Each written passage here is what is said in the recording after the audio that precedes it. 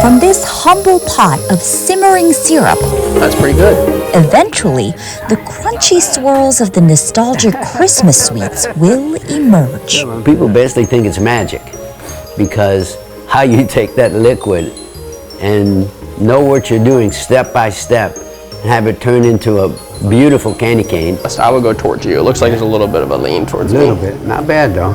There are so many temperamental 400 degrees hot and sticky steps before we get there though. And it's cooling the whole time so you can form it and cutting off a cane, rolling it so it will cool to the point of being hard, and then you hook it right before it finally becomes hard, and that's your candy cane. Where's the other spatula too? That marble slab that Peter Vrienios is rolling this on So we are going to make this manageable to work with. is 128 years old. All the way around here. It belonged to his grandfather, who brought it over from Greece in 1898. If something lasts 128 years, you got to be doing something right. Peter's father carried on the family business in Champaign, Illinois, as Reiner's Confectionery. This is Reiner's Confectionery menu. In 1983, the building was placed on the National Register of Historic Places. He and his 3 siblings all worked there, and when they grew up, Generation 4 came in. Since I was tall enough to see the marble table is when I started making candy canes. You're good, and then you're going to cut that in half. When Vrienios moved to Bradenton in 2004, Okay, good. he moved the 900-pound marble slab with him. I could not see myself doing it without it. Yeah, it's perfect. They don't make candy canes full-time anymore, but from Thanksgiving through Christmas, Sam, and squeeze all the water out, no drips. I know. he teams up with Fudge Factory on Bradenton Beach to roll them out. It's not just about mere tradition. Okay, once again, there's no 2 candy canes alike. It's about transcending time. It's really cool because, I actually didn't get to meet my grandfather. And, my dad and him were very close, just like my dad and I are very close. And I feel like, it helps me kind of connect with him and see, how cool of a guy he really was. And I think about my father.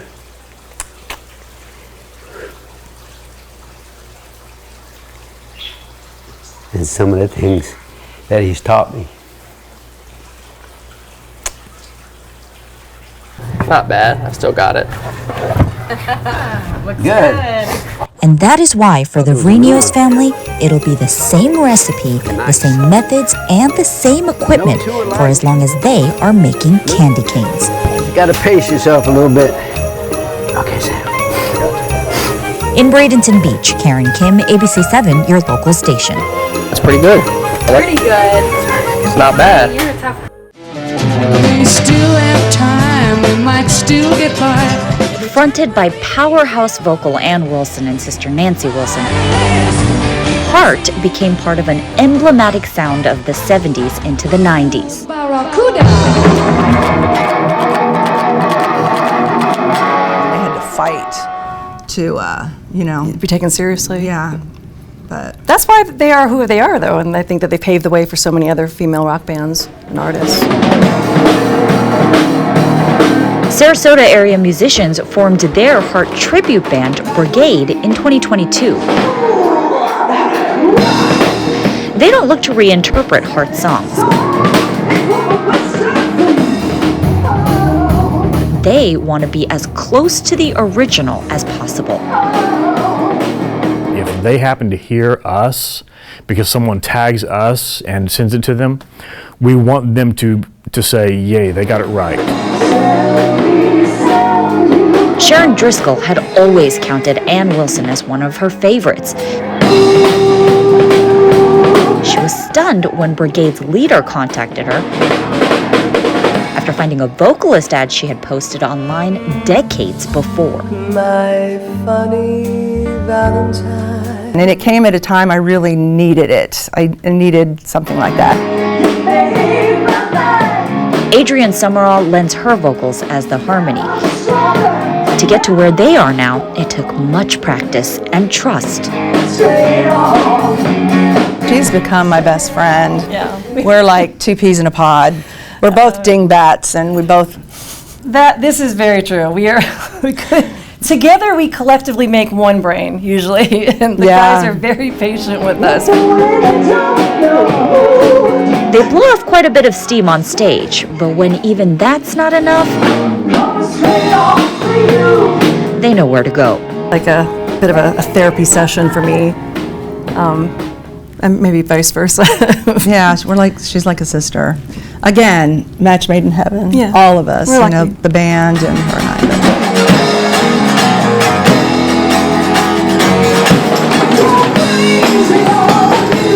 Their other bandmates have become family as well.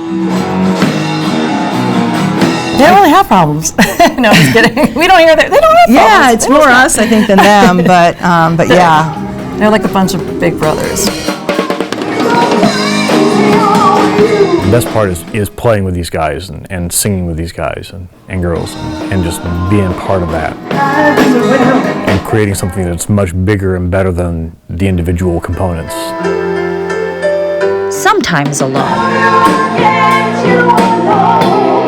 But what a force when together and always with heart. In Sarasota, Karen Kim, ABC 7, your local station.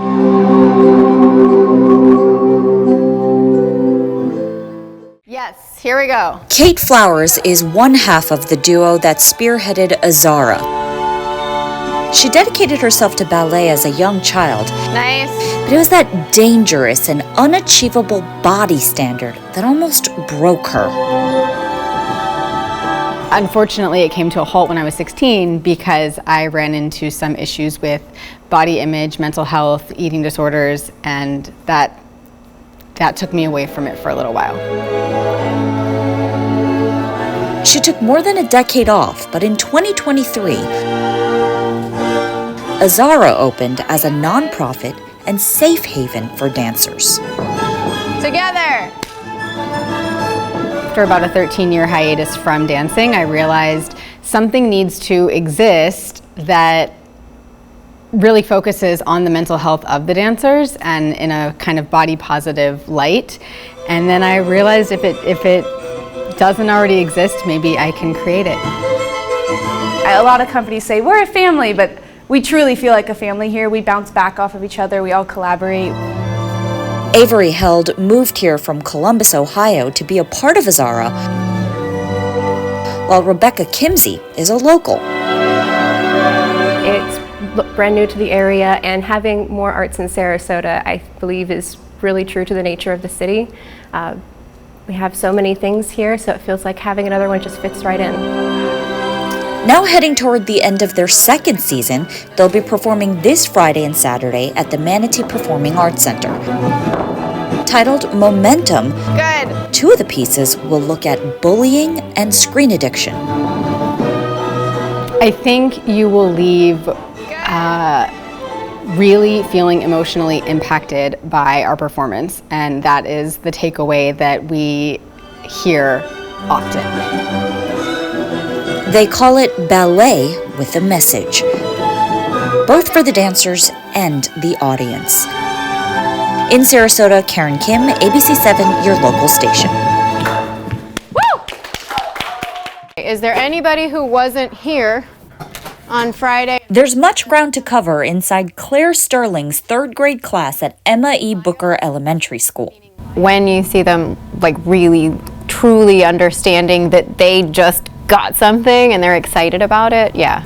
Okay. She's always helping us with things we need help with. Because if only 28% of the students managed to get that answer correct. The lessons extend far beyond the four walls on Race the Teacher days. On your mark. They all think I can't run. Get set. Let alone fast. Go. Starting run. When I run with them, they get to see they're wrong. Nobody knew that she was like fast. Nice job, Araya. Claire Sterling had a childhood birth defect which made everything painful. Come on. You beat me, man. All sports, especially running, was forbidden.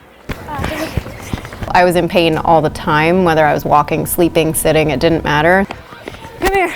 We got a victory lap it in. But she got to college and decided she was going to do it anyway. It started as jogging, and now she regularly runs marathons. Go, Claire! I'm stubborn. I am stubborn, but I think, you know, when someone tells you you can't do something, I think it's pretty universal. Most people, when they're told they can't, they're gonna do it. 7 years ago, she amputated just below her left knee and trained again to run with a prosthetic blade. That has allowed me to live pain-free, so now I run pain-free, and that changed the game completely because now I'm fast. Come here. He beat me.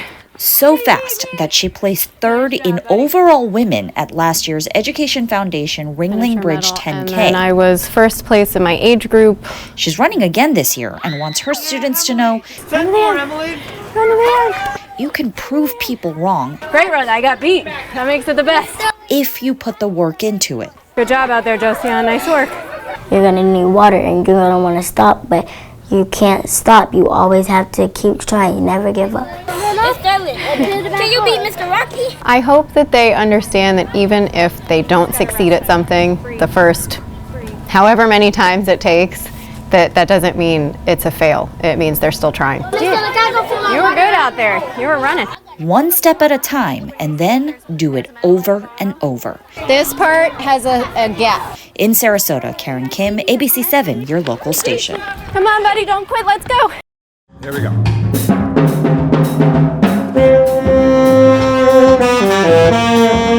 45 years of rhythm, harmony, and good tunes. All right here in Sarasota. Operations manager for the Jazz Club of Sarasota, Prince Knight, says, you know you've got a good thing going when it's been around this long. Something that's going to be around for 45 years, you know that they will be around for another 45. He even plays a bit himself. It's kind of hard to find a jazz flutist who concentrate on jazz. Every time I bring my flute out, the people always say, oh, do you play the saxophone also? And I say, no, the flute's hard enough for me. The music is top-notch, but for pianist Joe Angelieri, it's the people beside him that keeps him involved year after year, since the 80s to be exact. It's the camaraderie. There's a certain feeling when you have the right group of people. They all seem to understand each other. And to celebrate 45 years, the Jazz Club has a week's worth of shows and events in store. Music chairman Nancy Rutgers says there's a little something for everyone. Ready? Come on down. You'll be thrilled. You won't believe that you're not in New York or Chicago or someplace, and some of it is as intimate as listening in your living room, and some of it is big band. So we're very excited to make this available to everybody. And we also have education programs that reach kids, and so it's a win-win. It's a feat that keeps on giving in the form of good music. For ABC 7, I'm Brissa Bradfield. All right.